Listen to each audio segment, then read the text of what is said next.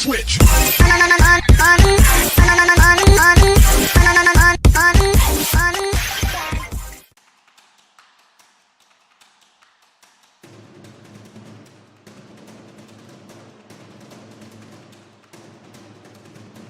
There's more than meets the eye with the 2018 Buick Cascada.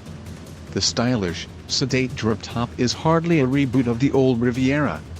Instead, Buick parent General Motors plucked the Cascada from its European Opel lineup and brought it to America, where it is one of the least expensive convertibles on the market.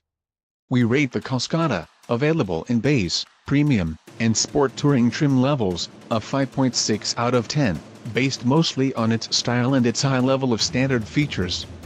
The Cascada sees only a minor shuffling of its color palette to mark 2018.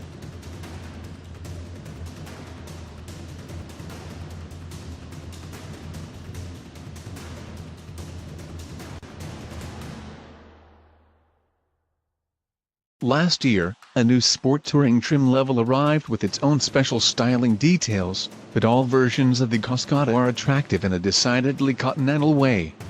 Inside, however, a button-heavy control layout and a previous generation infotainment system mark the Cascada's age. This design hit the European market more than 5 years ago and hasn't been significantly altered since. Just one engine and transmission combination, a 1.6-liter inline-4 mated to a 6-speed automatic, is available and all Cascadas are front-wheel drive. Although pleasant to drive, the Cascada is hardly sporty.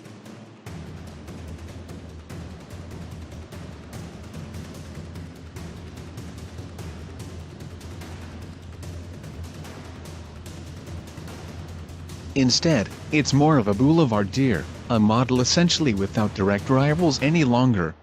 One notable demerit is that the Cascada lacks some of the most advanced safety tech.